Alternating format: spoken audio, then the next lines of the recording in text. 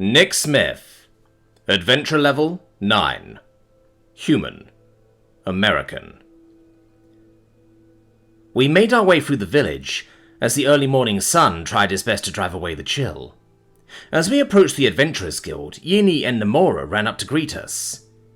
Catalina, who must have come to see her friends off, stood near the entrance and watched us. "About time you showed up." Yini poked York in the chest. "We've been waiting for you." "Ah, yes, Mother suspected as such," York said with a patronising smile. "I nearly argued with her because the magic art isn't due until noon. Then I realised that you were likely excited at the prospect of attending an actual school." "Yeah, the school's why she's excited," Nomura said sarcastically. I struggled not to sigh at how close Nomura was standing to me. The hints that she was dropping weren't exactly subtle. It had been going on since we returned to Nuleva. Unfortunately, she adopted for a passive-aggressive approach to flirtation, standing or sitting closer to me than expected or necessary, staring at me when she thinks I can't see her, laughing a little too hard at my jokes. The type of micro-flirting that one can only engage or ignore. If I actively spoke of my disinterest, she would hide behind the shield of weaponized ignorance. Of course, she's just standing there. She's just laughing at my jokes. She's just looking in my general direction. She's not flirting or displaying interest whatsoever, and I must be vain to think otherwise. It's not the first time I've encountered this form of passive aggression. Cassandra's best friend, Emily, started doing things like this about a month after Cass and I started dating. Instead of ignoring the situation and letting Cass handle it, I had pulled the White Knight routine and confronted Emily about her behaviour. The resulting drama cost Cass and I a couple of friends, and nearly broke us up. It's entirely possible that I'm projecting a falsely toxic personality upon Nomura because of my past experience with Emily. It's also possible that this is unfair to Nomura, and she simply doesn't know any better ways to flirt with people. I couldn't help but be a little upset that I couldn't simply tell her no and be done with it, though. "There's a chance that the Magikarp might get here early," Nash said. "Let's head in. I want to get Nick's level tested again." "Really?" I asked. "Yeah, let's see the results of your training," Thumra beamed. "I can tell you the results. I learned Spear Punch and Knife Hand. I also leveled up Time Dilation, Dash, and Preternatural Evasion." "Leveled up?" Nomura asked. "Nick has an ability that allows him to see a list of his skills. Through this, we discovered that certain skills, which we previously believed simply got better with familiarity, are actually level-based," York explained. "Oh, I see. Do the levels count towards your adventure level?" "We don't know. In a more controlled environment, we might be able to find out, but it would seem that increasing the levels of a skill happens to be a bit temperamental." "You can say that again," I complained. "Everything we went through and they only just now leveled up." "It still takes the rest of us longer," Nash growled. "Now, if you're done bitching and moaning, let's get in and get you tested."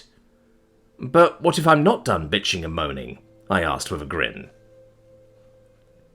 Nash shoved me forward as York, Thumra and I laughed. We entered the guild, walked straight up to Nima. Without even asking what we wanted, she reached under the counter and pulled out the...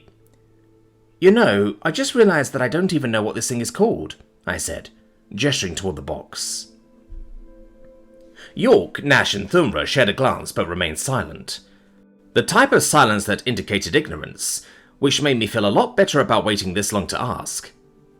Nima looked at the four of us and shook her head with a smile. "This is the Kuragard interface device, or SID for short," Nima explained with a light chuckle. "You're the first non-employee that I've heard ask about it." "Odd," York interjected. "I wonder if there is some sort of psychological manipulation effect on the device that dissuades curiosity." "Or whenever the box comes out, people are just thinking about other things." Nash rolled his eyes. "Levels have a high career impact." "I suppose that could be true as well." Thumra chuckled at my brother's conversation as York gave Nima my adventure ID card. She plugged it into the box, and the handprint appeared after a familiar light show.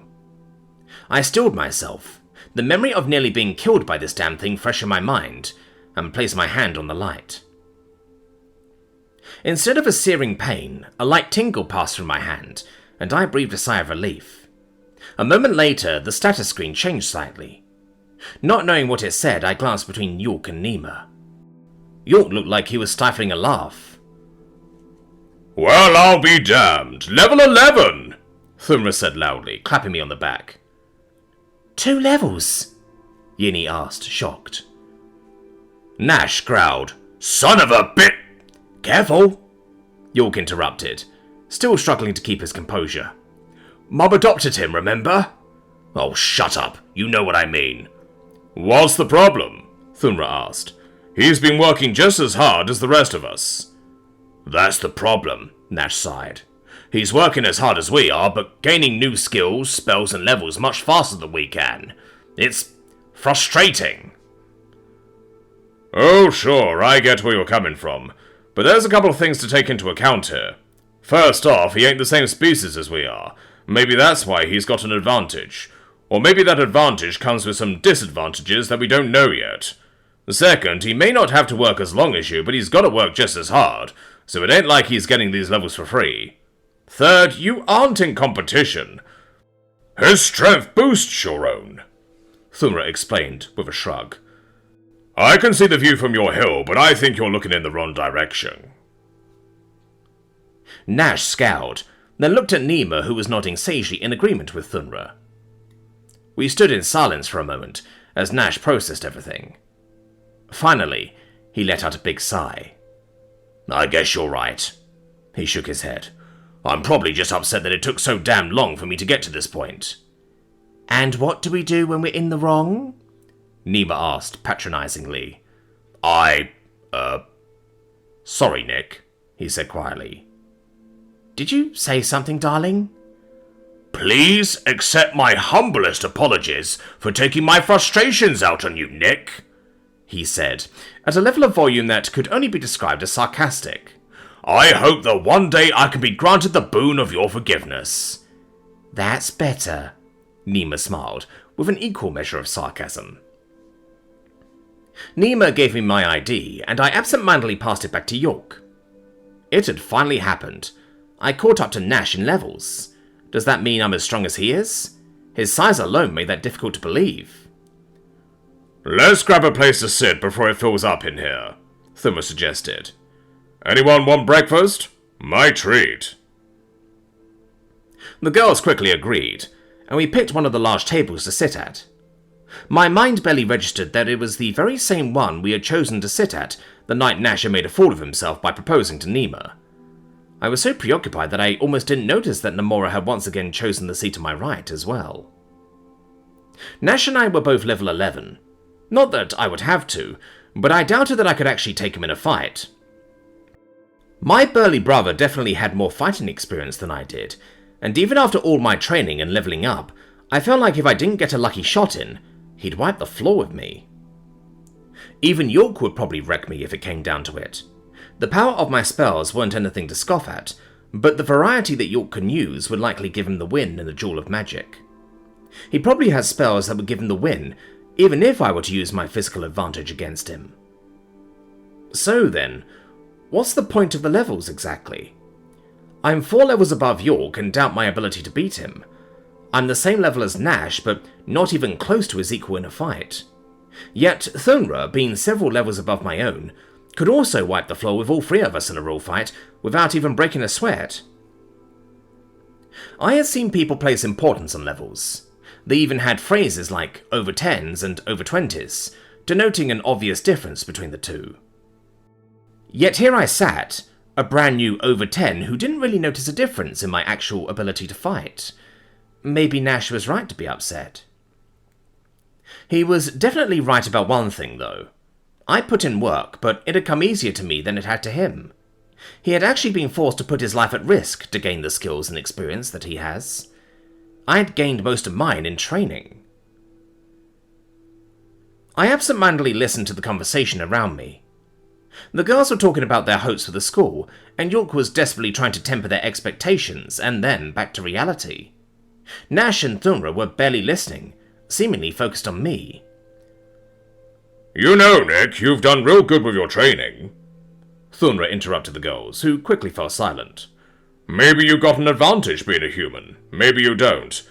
Either way, there ain't another soul in this village who could have kept up with me in the ring like you did. We all sat silently for a moment, while I tried to figure out how to reply. Thank you, I said. I've done martial arts before, though, back in my world. You deserve the compliment, Nick, Nash sighed. I was being unfair earlier. It's hard to see someone surpass you, and you're well on your way to doing that. Hell, you probably already have. No way, I replied, shocked by Nash's attitude shift. If we fought for real, you'd kick my ass. Maybe, but it would be a close thing, and it would depend on your confidence going into the fight. You're close enough to my level of skill with weaponry that I have nothing left to teach you, and on top of that you have unarmed expertise and magic.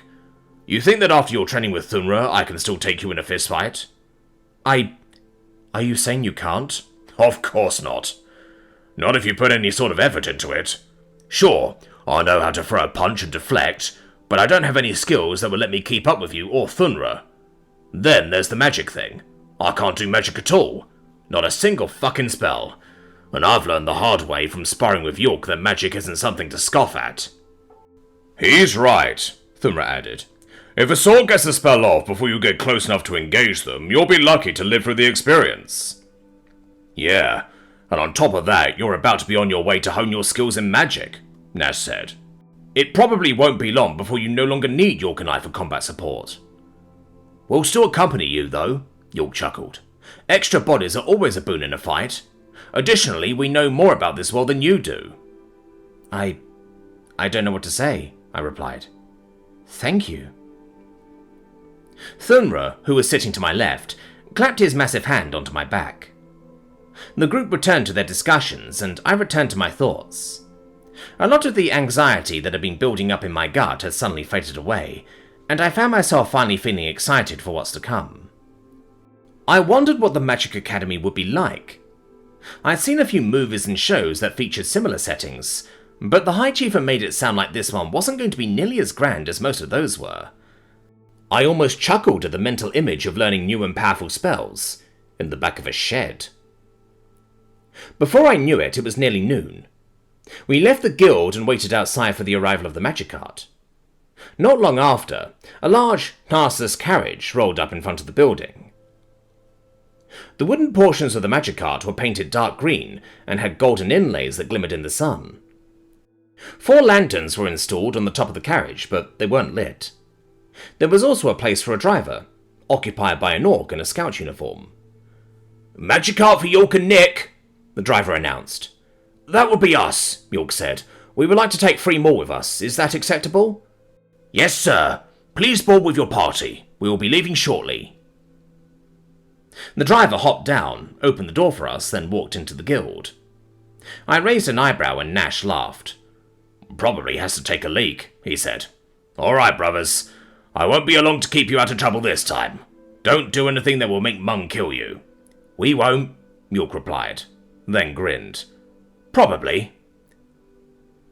"Good luck with Nima," I said. The girls said their goodbyes to each other, and Thunra shook Nash's hand. Then we helped the girls load their bags and threw our sacks next to them. We climbed into the magic cart as the driver came back, and waved at Nash and Catalina as we began to drive away. "Next stop, Kirkenna," the driver said.